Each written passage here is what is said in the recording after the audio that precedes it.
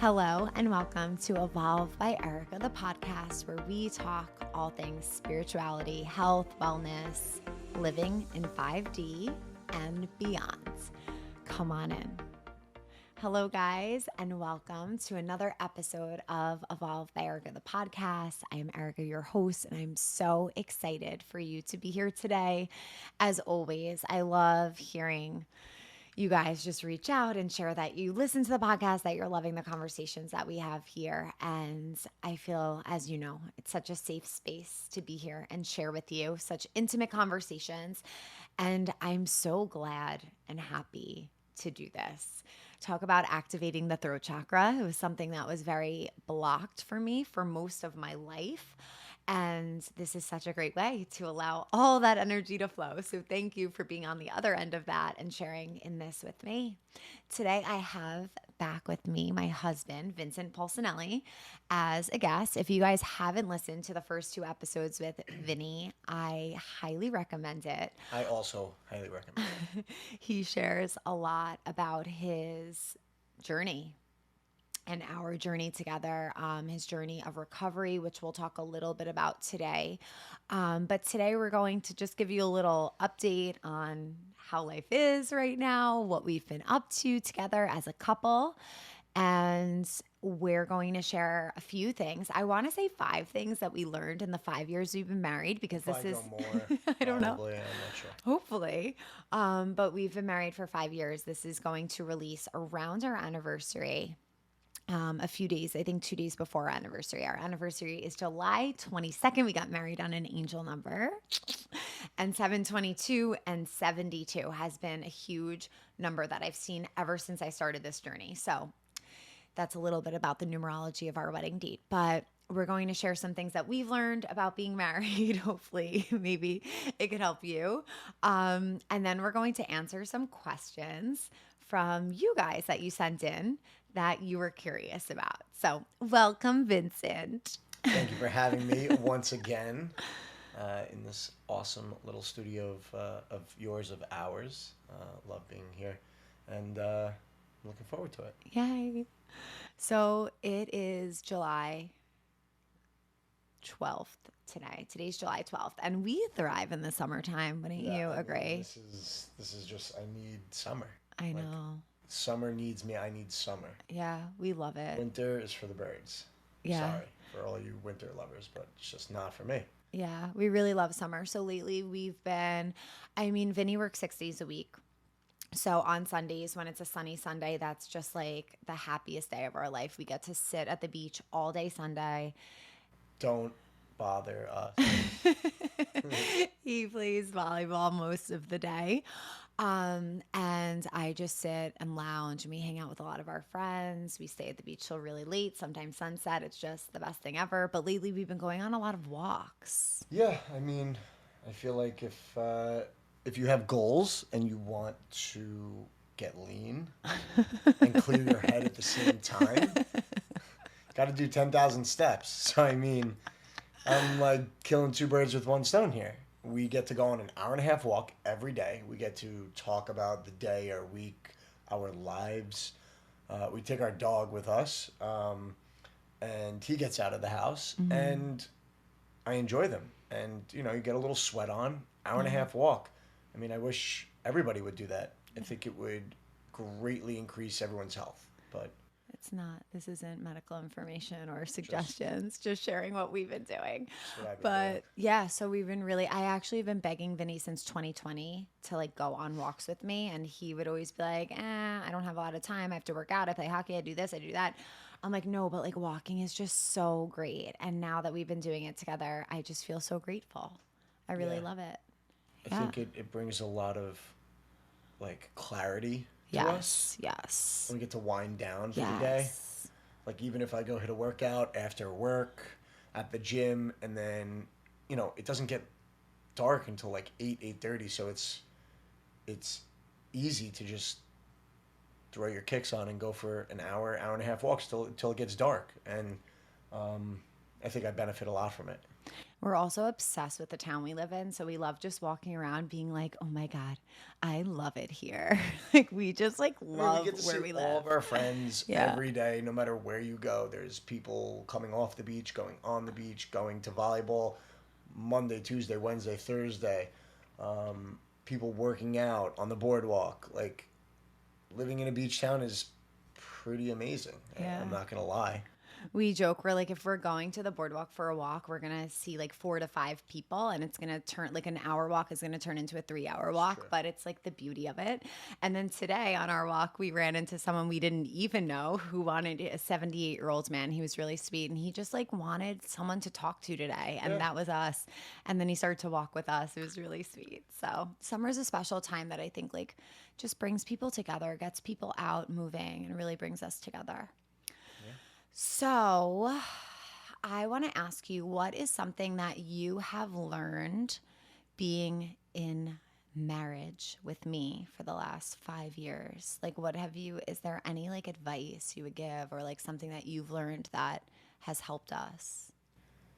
Has helped us. I would, the first thing that just comes to mind, please don't judge me on I'm scared. the most important. Is this the most important? No, or maybe it is. I'm not sure.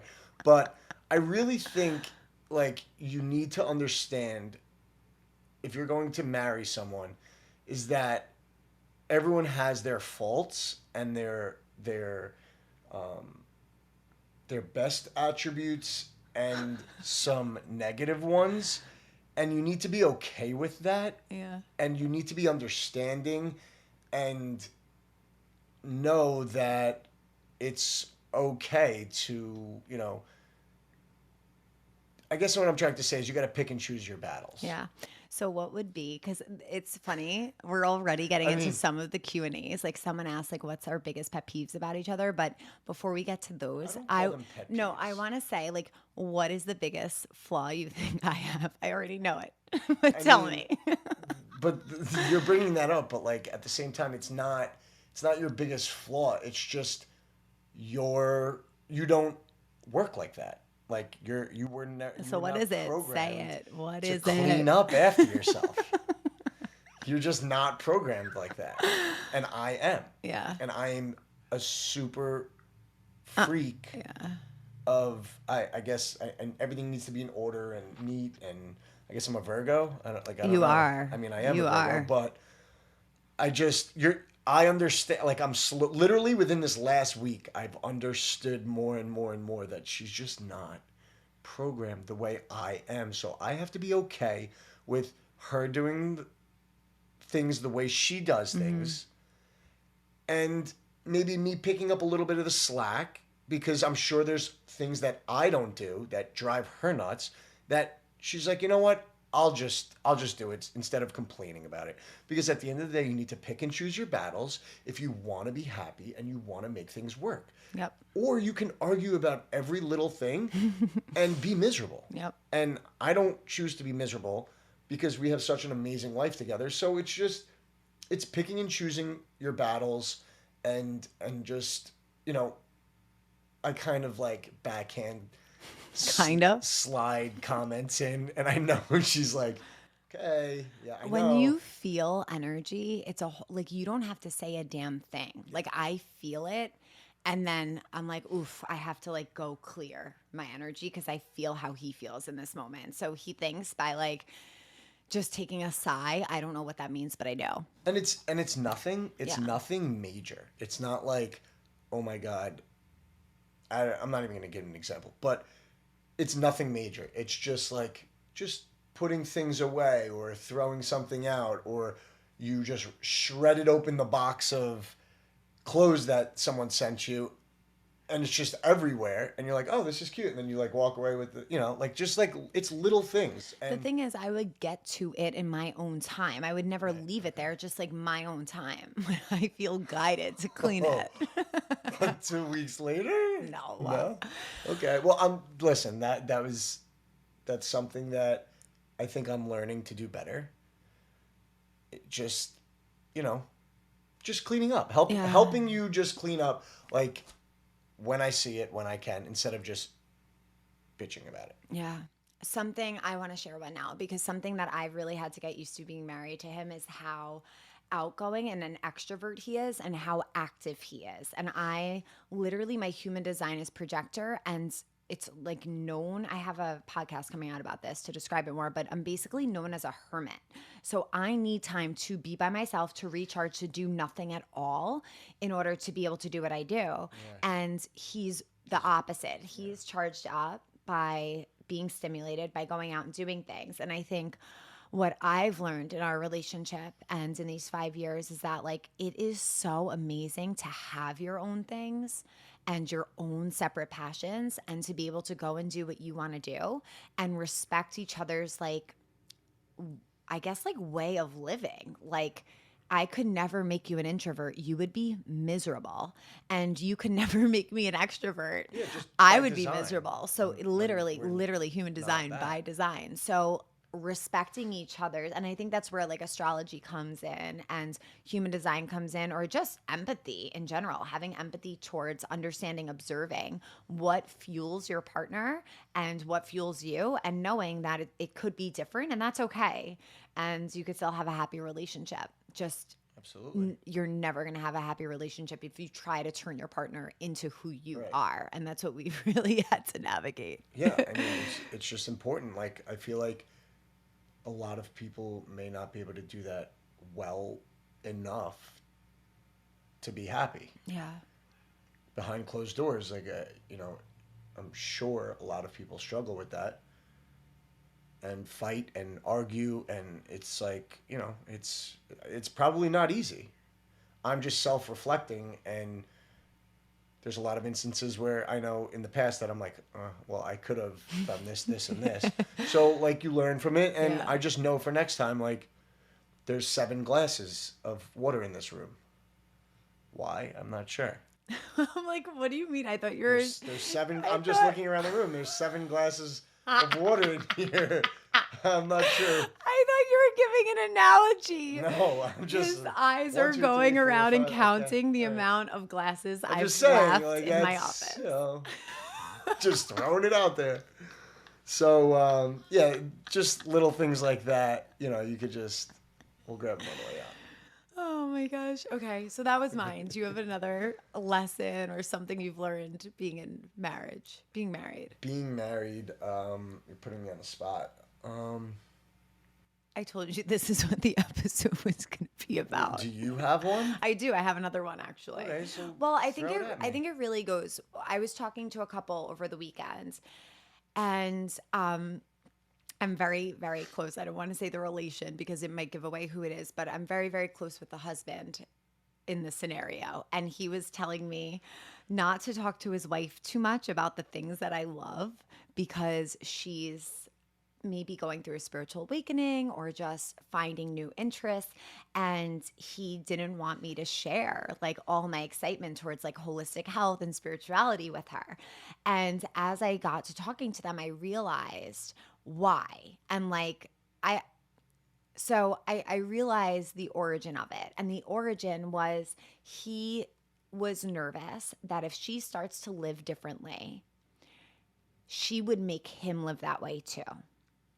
And I had to tell him, listen, you need to allow her to feel and do what she wants to do. I mean, this is my suggestion. I'm very close with him, like I said, so I could give him this advice.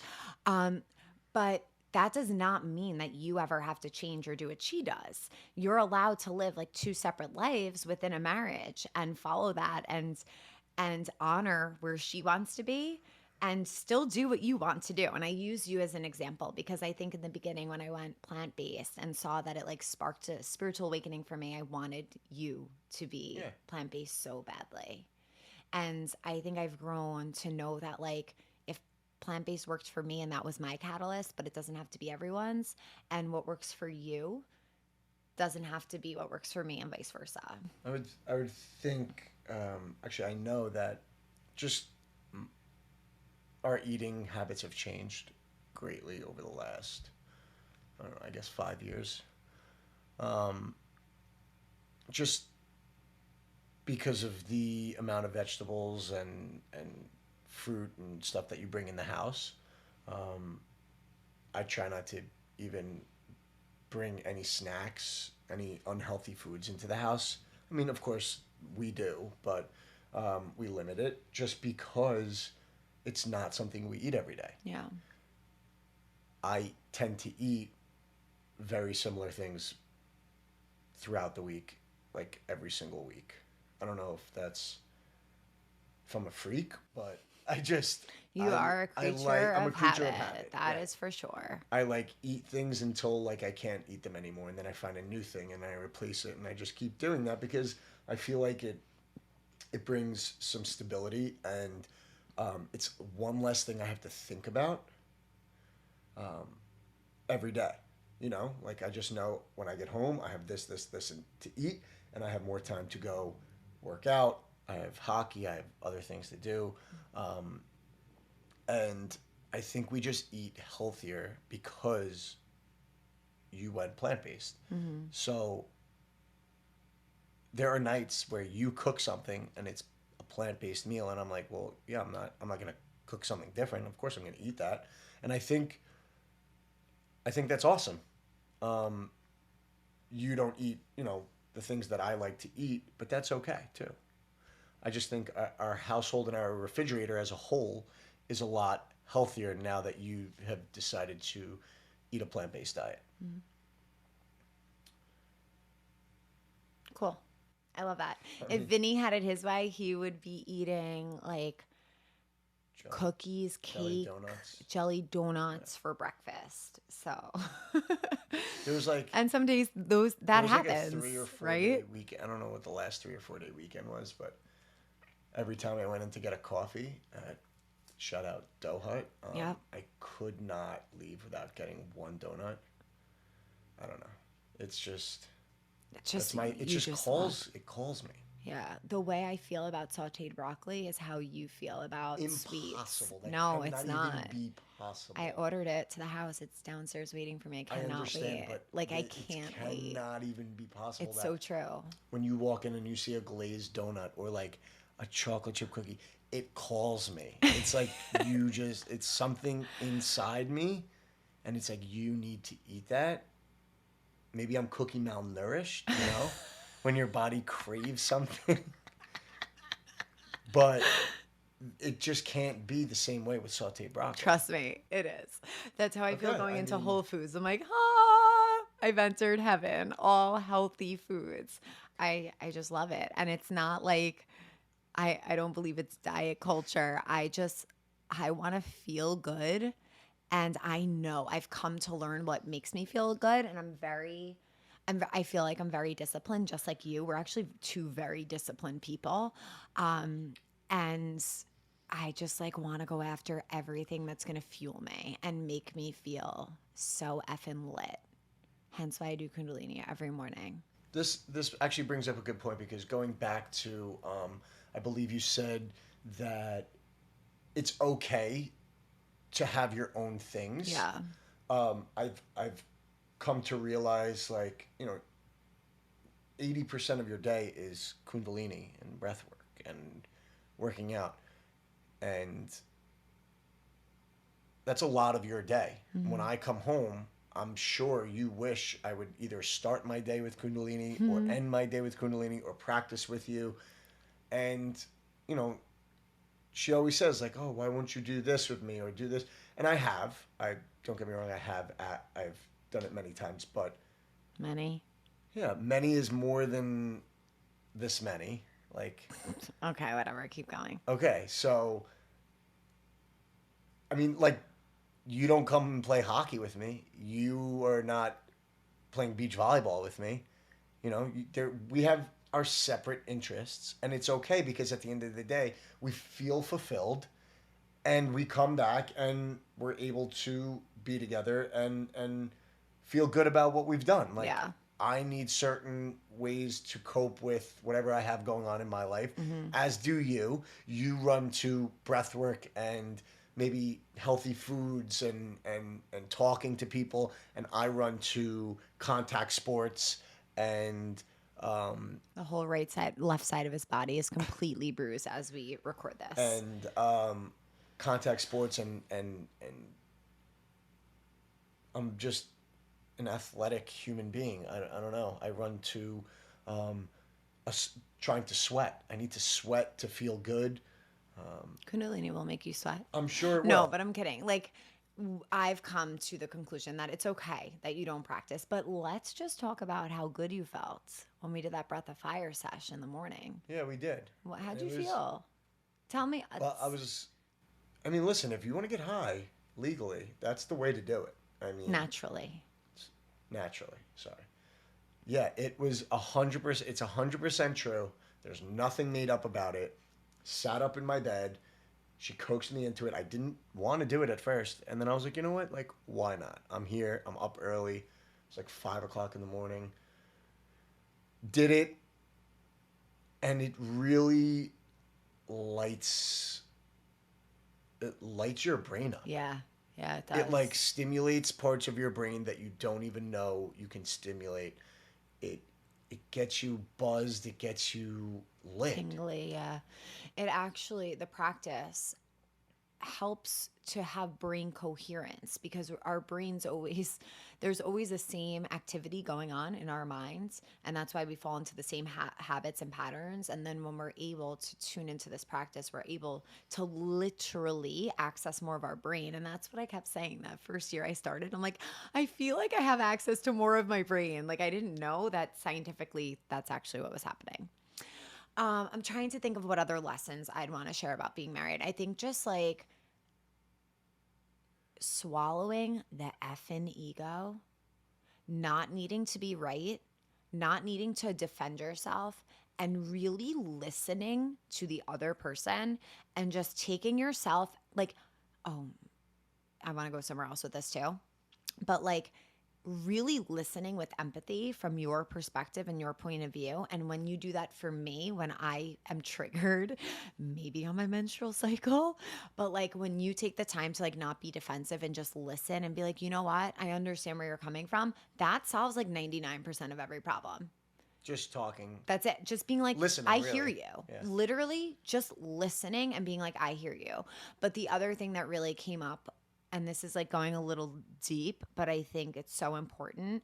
I've recognized so many times that I've been triggered in our relationship, and it was me reacting from a wound that I still was holding that needed to be cleared as I clear my throat chakra. Excuse me. So, a lot of the time in every relationship, not just marriage, our reactions are coming from a wound that lies within us, maybe from our inner child, maybe from a relationship in our life that wasn't a positive one, maybe something we took on from our parents. And that's usually what triggers us, and that's an opportunity to heal it. So anytime I am triggered in our relationship, I'm like, ooh, what could be coming up that maybe I need to heal, that I need to look within, and why are we seeing things different in this moment? How could I see it from his perspective? That's helped me a lot. I would say I agree with that, but can I take this somewhere else? Yeah, go. And can I also just get this eyelash off your face? Sure. Or two? I know, it always happens like after I curl my eyelashes. Thank you. You're welcome. I would have made a wish, but That's what I'm here for. now they're on the floor. Okay, so a point that I would like to bring up. I would agree with you, and being heard is like a huge part of a successful relationship. If you don't make it known that you are there to just listen, sometimes it's going to be a lot harder. Yeah, I agree. To get along, as you're just going to feel like you're screaming, yelling, shouting, and talking, and you're never being heard. Mm-hmm. And that's kind of unacceptable. Yeah. It frustrates me too. If I don't think you're paying attention to me during a conversation, or vice versa, or scrolling on your phone, or there's got to be times where you sit down and you just listen, and I think it really, really helps everyone's relationship. Being present with one another, knowing, especially in this age of technology, we're always like, and the hard thing I think in our relationship sometimes is that I work from my phone. So he'll think like I'm sitting there scrolling, but I'm like, no, I was literally answering an email or a DM. It's like very important to me to be on it. Doesn't matter though. And then sometimes like one thing leads to another. It's like, no, I went on there for work, but it doesn't matter. I agree. And I think like being present is so important, and having that time to I be really actually present. heard someone the other day talk about, I think it was a TED talk. They were discussing about how when you go out to dinner, or when you're sitting down at the dinner table, or you're having a conversation with your partner or a friend, and you have your cell phone, in your hand while you're talking to them, it's unacceptable. It's like a passive aggressive move. I don't know if that's actually the word, but it's showing that you're really not fully invested in the conversation at hand, and it's just kind of disrespectful. Yeah. Because if that phone rings, you're gonna look down Yeah. and it's gonna Like take away you're from ready. the conversation. So even putting your phone down on the table that you're having the conversation on, it's there. So if that phone rings, you're gonna reach for it. Right. So it's better to have your phone elsewhere, away in your pocket, and not answer it. And the other person would feel 100% better, and they would feel like they're being listened to. Yeah. If you do that. And I think just small things like that help a lot. I wanted to bring up a point that coming from someone who is sober, 7 years, coming up on 7 years, it's important to have a partner who is understanding and supportive. Mm-hmm. I don't need someone that is sober. I don't really even want someone that is sober. He often encourages me to drink, and I'm like, dude, I don't really want to. Like, I want He's like, you to no, drink drink. for me. I don't know if that's weird. Like, I'm like, have a drink tonight, please. For me. Like, just enjoy it. Because, I mean, listen, I know what a glass of wine, is, what it does. And I'm not against it. I just know for me, at this moment in time, it's not for me. I can do without it. Mm-hmm. So, you're thriving without it. Yeah. Okay. You are thriving. Fair. Thriving without it. But it's important. I bring this up because it's important if you're in recovery or you're struggling with alcohol or drug addiction, to have someone that supports your decisions as well as the people, the places, and things that you surround yourself with. Yeah. Because they change once you become sober. There's things like we 100%. don't do because you're sober. Like going out to bars, being sober, is just not something I do, because there's nothing for me to do there. A winery, a brewery. A like, winery, no, we're a not brewery. doing that. Even if all my friends are going, like people, places, and things are very important. And if she's sitting here telling me, babe, we don't need to go to the brewery, we can go do something else, that's awesome. But if we're here and there's 10 of our friends going to the brewery, and I don't want to go to the brewery, and she's like, well, I'm going, I'm, maybe not me personally now at this point, but someone fresh in recovery would feel uncomfortable, and you're putting your partner in a position where, possibly things could go wrong. So I just think that a partner that listens and is there for you and is willing to make sacrifices to keep you safe, healthy, and sober is hugely important. Because I see it every day, at the beach, people wasted, someone fresh in recovery. It's hard. It's really hard. It's really hard. It's hard. Recovery's hard, period. And then it's like all about who you surround yourself with. And that's life, like in every aspect of how you want to feel, the energy you want to hold, like the people, the places, the things that you do and surround yourself with, that's going to impact the person who you are and your choices. So, yeah. And I would say that, like, it's not every situation, like, for instance, dinners, bachelor parties, There's things that you know as a human being you're going to have to miss out on if you want to thrive. Yeah. But there's also things when you're comfortable enough that you can go to. Yeah. Especially with support, other people there. Yeah. So it's all about, being able to talk to you and make a decision about somewhere I'm going to go, or we're going to go together, or why are we going to the winery when there's literally nothing for me to do there. Let's use our time wisely and do something else that's going to bring happiness and peace to us. So there's just things like that. Having a partner that is really supportive is hugely important to me. Yeah. I'm glad I was that person for you. You are that. So thanks. And you support me too. I want to get into the questions now, unless there's anything else you wanted to share. No, let's. Okay. I have them on my phone. I'm not being rude. I'm just going to read them. Read away. Okay. So we have some funny questions and some really good ones too. So just start. First one. Were you ever critical of my practice in the beginning or think it was weird? 100%. Yeah. I will never forget. I've said it many times. I walked into that, I opened that apartment door. You were sitting there, seance going on, pitch black, candles lit. The hell is my wife doing?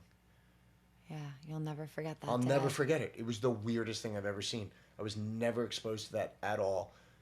And it took so long to get used to it. And just imagine your parents, like your parents, old school Italians, my parents, old school Italians. Erika's doing what? Yeah, you were very concerned about like being a Virgo. I think you were very concerned about like what others would think as well, not just like how you saw it. You were worried about like what other people would think of me. And I was 100%. Like, dude, don't worry, because I don't care what they think of me. I'm like walking out of places because, oh my God, she's talking about Kundalini. People have no idea what that is.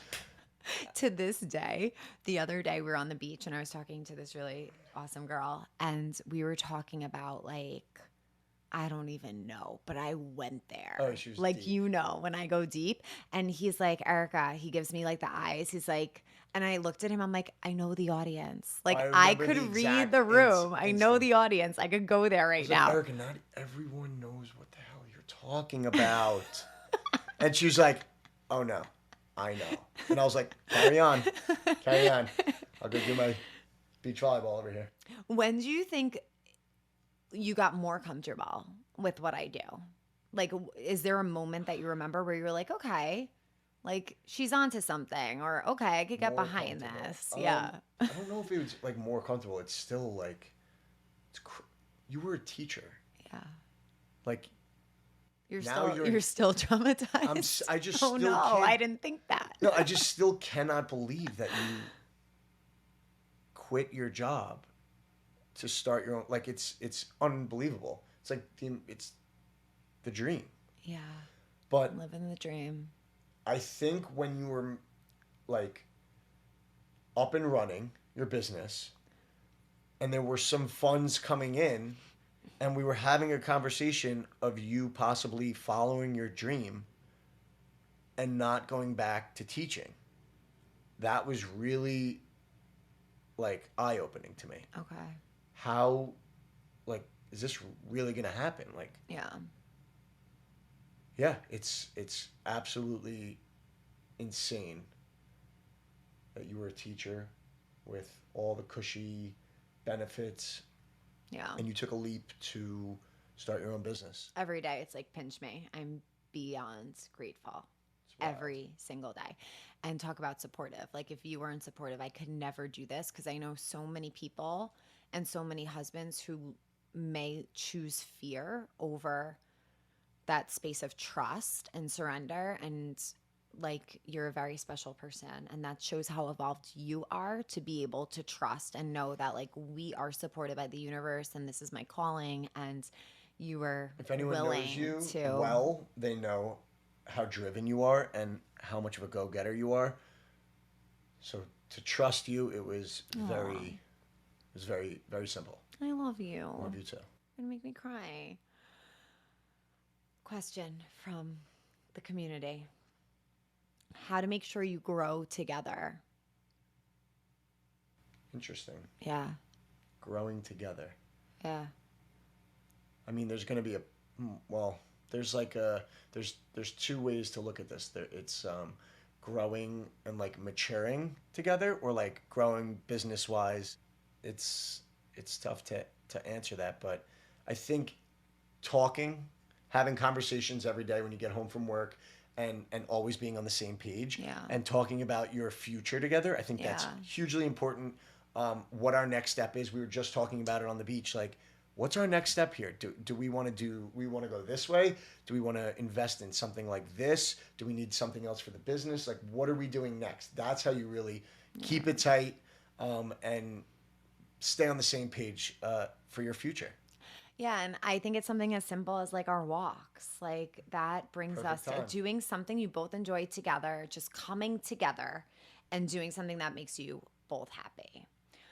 How to move through conflict. So when there's challenges, I think it goes back to what we said. I feel like we kind of answered that, just like truly listening to one another, trying to be empathetic towards the other. There's times where I'm just like, I'm out of here. I need to go take a walk. Going to play hockey. You come back and you're clear headed. You're like, you know what? I'm a jerk. Taking Sorry. time for yourself. Yeah, like I'm going to run the boardwalk. I'm going to work out. Go step away from the conflict. Take some time for yourself. Clear your thoughts, and then you're always able to come back with, oh, I understand why she feels this way, Yeah. but does she understand why I feel this way? Right. Let me ask, and then it's all about communication at the end of the day. Yeah. And I think ego is a huge thing too. And the practice has helped me be able to truly identify like what's my ego and what's my higher self. And being able to remove the ego helps a lot with conflict. Oh my God, I love this question. Were you each other's types? Beginning thoughts about each other when dating. Well, well, well. You have to go back and listen to the earlier episodes. Vinny was not my type at all. But I'm telling you right now, I saw his aura soon as She always says this. as It's like the soon as I weirdest saw thing. him. And this is Doesn't make before sense. I was drunk in a bar, and I saw him walk in and everything slowed down. And I was like, that person, holy crumb. Like, oh my God, his energy is, I don't know. I saw my soulmate. That was it. Took him a longer time. It's a wild story. Well, no, that night you kept saying, you got me hooked, girl. You got me hooked. It's also drunk in a bar. But it's crazy how many years were in between that night and us actually getting back together. Yeah. Yeah. And I always say, like, I don't know how many people there are out there that were, like, meant for each other. I don't know. That's just my view on it. But, like, I knew that you were meant for me. And that's why I pursued you. You For came so back long. to me. Yeah. Yeah. And I remember Jamie, my best friend, was dating his best friend. I have to have an episode on Jamie being my soulmate, literally, because it's bizarre. But my best friend was dating Definitely. his best friend, and your mom would always say, Jamie, do you have a nice Italian girl for my son? So I was your mom's type. Yeah. It's true. She's the best. Okay. Listen to that earlier episode. Yes. And, Yeah, so someone actually also asked how we met. Earlier episode, we met in a bar called Nacho Mama's. You heard it I thought right. it was Dizzy It Lizard. wasn't. You may have saw me at Dizzy Lizards, but I know the night that we actually like connected, and it was at Nacho Mama's. I can't forget it. Okay. How to deal when you connect to spirituality and meditate, but your partner doesn't at all. And another question similar, when one partner is awakening and the other is not, or maybe not as quickly. I do feel first and foremost that like if we label ourselves as spiritually awakened and not spiritually awakened, we're separating, and like I don't want any type of division. I believe that we're all connected spiritually. It's just kind of if we tune into that or not. And I completely understand where the questions are coming from. I could see how it could be difficult for someone to not be open Yeah. Yeah. to your practice, and like just having 2 jobs, and then all of a sudden someone decides to start to become spiritual. I could see what kind of strain that could put on a relationship because, like, unless you're open-minded, Yeah. I'm probably gonna think you're strange because this is not a normal societal. It is becoming more of a norm, but it wasn't. Like I always say, you proposed to a completely different woman that you married. Like I 100%. all of a sudden like But I did have shit happened real quick. I did have some exposure to someone like you, and that was like my second mother, Linda, Yeah. who was way ahead of her Time. ahead of her time. Like she was vegan and doing all this spiritual stuff when I was like 7, 8 years old, and we were like, "What is wrong with this lady?" She didn't care. Shout out Linda. Yeah, she has to come on too. She's I love her. incredible. Yeah. But yeah, I mean, and then years later, 20 years later, we're sitting here, and she's still continuing to do her thing, and it's amazing. And so many more people have hopped on board, and bringing this back, I could see how tough it would be for someone to have to deal with their partner, becoming very spiritual. And I don't know how to say that you can just deal with it. Like, I guess time. Yeah. Like consistency and time. And if it's truly their passion, like, how are you not going to support them? Yeah. Like, how could it negatively impact you or impact me? You becoming spiritual. Like, is being spiritual a negative thing? No, it's not. So it can't negatively impact you unless you're like missing dinners and stuff like that, or outings with your friends. And I guess each individual case is different, but I would say just be supportive. Yeah, and also like the opposite way. So like if you feel like you're spiritually awakening and your partner isn't supporting you, try your best to just allow yourself to go through this process and allow them to go through their process and set intention just that your relationship supported, you're supported through this journey, and learn from my mistakes, try not to push whatever you're doing upon someone else, because I feel like that could be a really big just create a lot of resistance. So like keep doing what you're doing. If you are doing something that's aligning to your highest self, your partner is going to feel that and experience that. And I think that's a really big thing. Like Vinny saw how this healed my anxiety and really helped me to shift out of a low space. So he respected it, although he's not practicing it himself. So just trying to find that respect and that awareness of like, they can do what they want, but just by doing what feels good to you, you're going to be that much better of a partner to them, without trying to change them at all. Just doing you. That alone can shift a frequency in the relationship. And I've even seen my practice really help elevate people I'm closest to. My mom, my brothers. Like I've set such deep intention for so many people that I love in my practice, and I've seen such a dramatic shift in them. So confidence is key. When you're super confident about what you're doing and your abilities, no one can stop you. Yeah, and just like doing it and not pushing it, just doing it. What else you got for me? Does Vinny push Bam Bam in the stroller? Oh my God. Okay, so they make dog strollers. My dog is blind, okay? He's blind in both eyes. He gets around perfectly fine. Mm-hmm. He's a fantastic dog. But I was at the gym the other day, and I was working out. I had headphones in. The guy comes up to me. He's like, yo, I'm like, hey, what's up, man? He's like, oh, Vin, I just wanted to say, what do you say? I want to say congratulations on becoming a father. And like right away, I'm like, what? And he's like, oh, I saw you pushing the stroller on the boardwalk the other day. And I was like, my cousin was standing there, and I was like, oh, God. We were hysterical laughing for a good 5 minutes. And my cousin was just ripping on me like, dude, that is hilarious.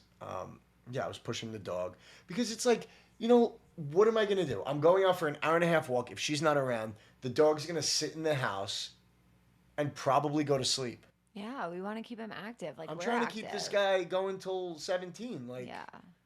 all right, I guess Love it's a you. little embarrassing, but like at the same time, I don't really care. Everybody knows who I am around Long Beach, and it's my dog. Yeah. Leave me alone. Yeah, Bam Bam is literally us to a T. He loves to be active. He loves going on walks and he loves laying in the sun. So we try to bring him everywhere that we go. And that's kind of our philosophy. Like, he could lay and sit and sleep by himself, or he could just come with us. And honestly, the stroller makes people crack up. Everyone's smiling and laughing when they see the dog in the stroller. And it just spreads some If I happiness. said that I wasn't a little embarrassed, I'd be lying. Well, let's I'm be definitely honest. a little embarrassed, but at the same time, it's like pros and cons. You only have a certain amount of time with your dog. Yeah. Oh. So like, I get to spend more time with my dog, and he's got to be pushed in a stroller. You want me to get a dog wheelchair? Like, what do you want from me? Guy's old as shit. Let's be honest. The first time you had to take him for a walk by yourself, you called me for a pep talk.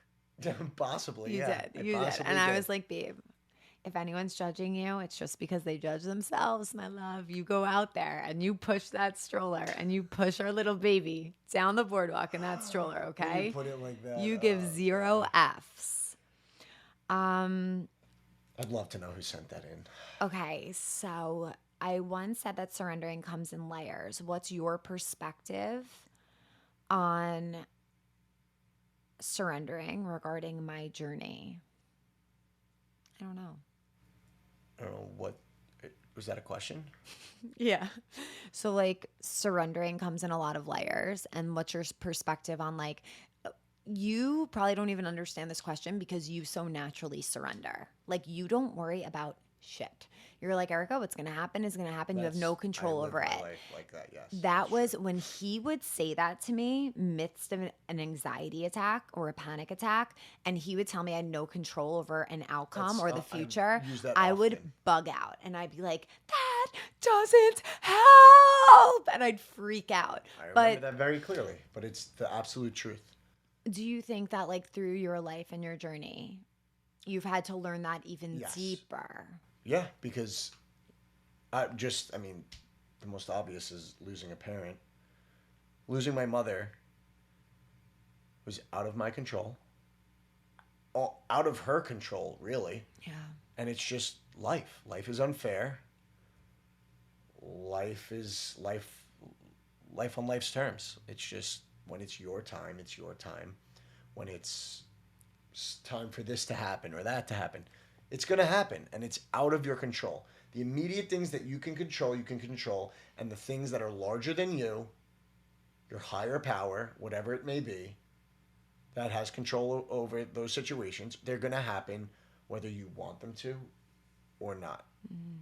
So you have to acknowledge that and understand that some things are not always going to go your way. And it's not all in your control. And that's okay. You just have to deal with it, roll with the punches, and accept and move on. Yeah. That and you know, this brings up I saw one of the questions on there was like sobriety with the loss of a parent. And with the loss of a parent. This literally happened on Sunday, 2 days ago, on the beach, talking with a good friend. I did not know that his mother had passed away, and he did not know that my mother had passed away. And we were talking, and there's many people around, and they were like, how do you guys deal with that? Like, I don't understand. You guys are both like, he's not sober per se, but he doesn't drink much, and he doesn't do any drugs. So he's pretty close to it. And he was like, he just looked at me and he's like, what do you expect me to do? Everyone's expecting me to start drinking and drugging and crying and spiraling out of control. But I'm not going to be that guy. I'm not a loser. and I have control over my life, I'm going to deal with it the way I know how. And I'm fortunate that I got to outlive my mother. And I said, damn.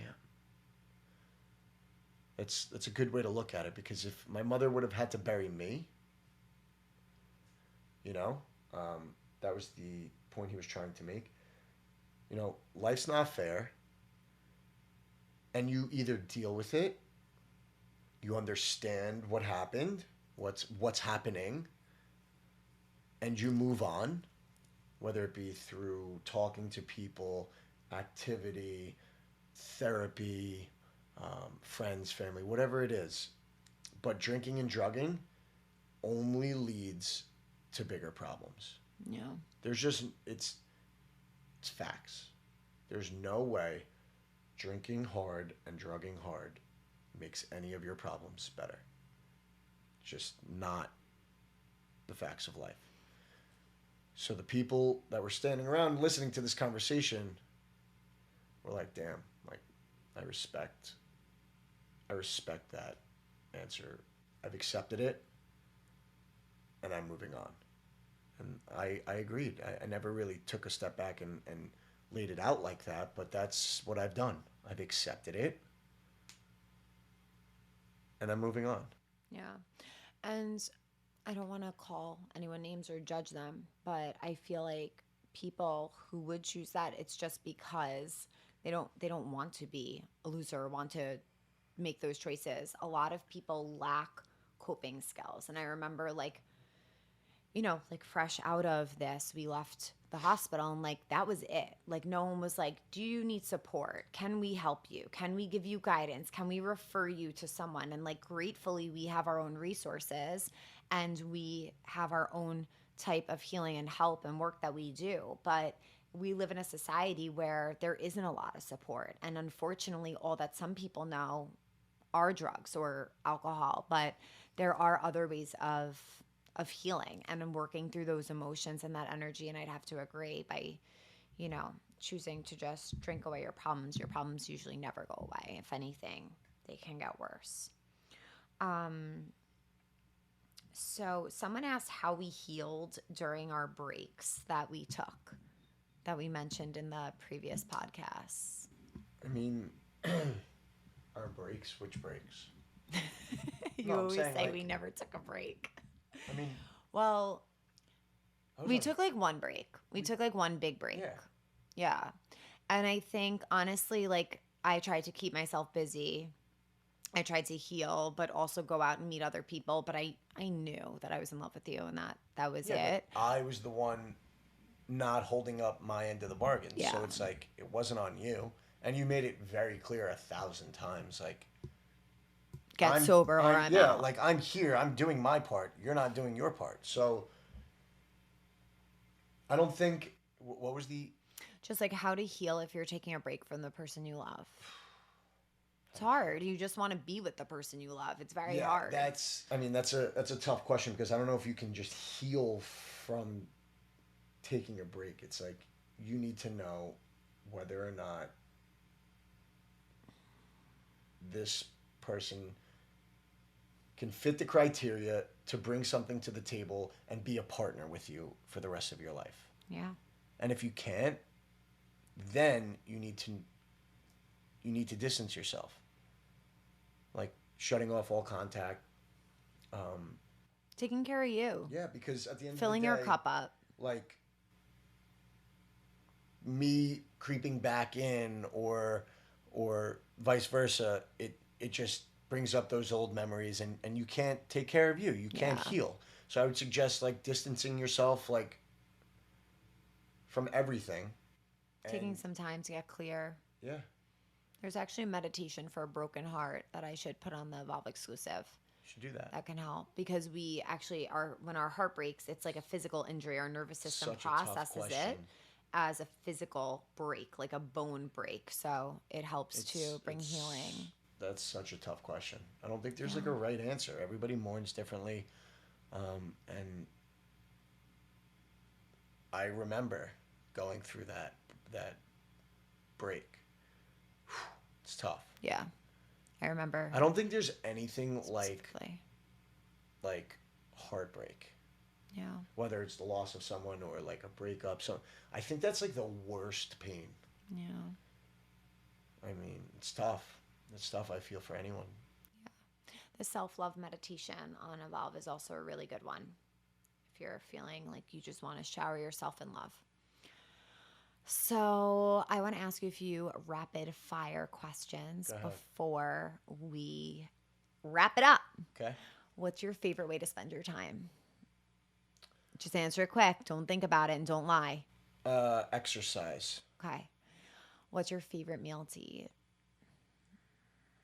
I really love lobster. Lobster. Okay. What's your favorite thing about me? Two things. A, how driven and focused and like how you get it done.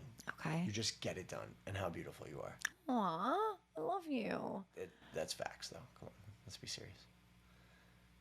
You're just very driven and Thank you. It's crazy. Thank you. If you had to choose. Oh my God. What? I'm not going to put me in the equation because, God, I don't want to know the answer. Hockey, volleyball, beach volleyball. Hockey, beach volleyball, or the gym. No, let's stick with those three. Hockey, beach volleyball, or the gym. You're confusing me. Which one would you choose? I mean, no, there's many. There's many more. We're going to stick with golf, those three. fishing, beach volleyball, hockey, and the gym. Okay. Which one would you choose as your number one? Just made it harder for yourself. No, I don't think so. I think I'd have to pick hockey. I think it's in my blood. It's a day one thing. I grew up playing hockey. The people that I play with. Okay. Shout out the Aces. How do you feel when I wake you up chanting mantra? Honestly, what goes through your head? You don't wake me up chanting mantra. I'm up before you. Some days I wake you up. Doesn't bother me. Okay. How do you feel when I play mantra on a sleep loop as we sleep? You know what? At first, that bothered the crap out of me. But I was like, I don't want to listen to this.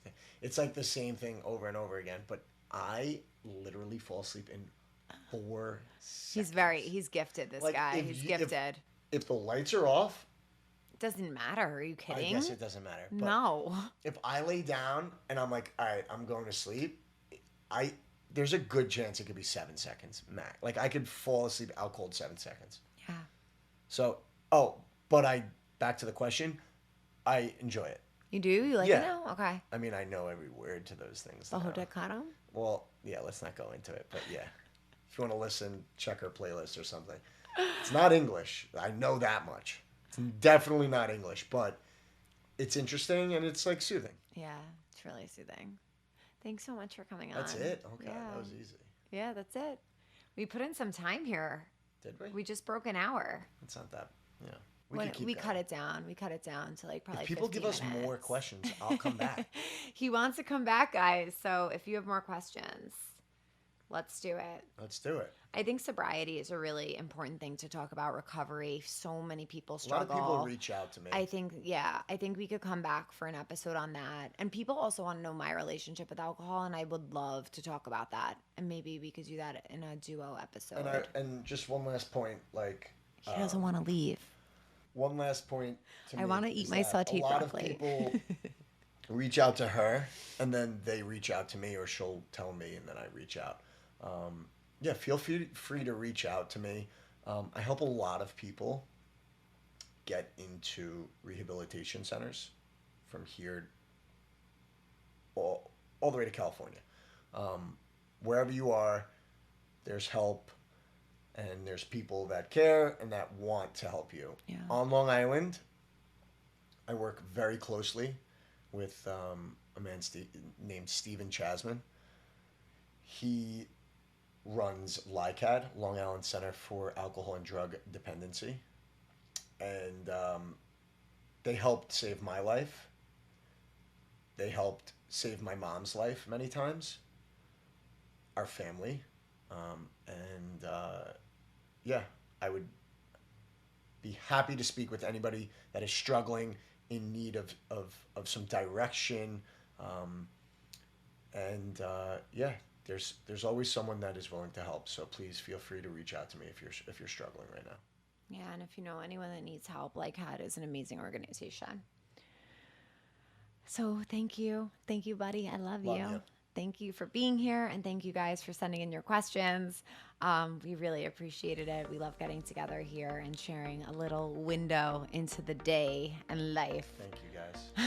Thanks for having me. Love you. May the long time sun shine upon you. Sat Nam. Sat Nam.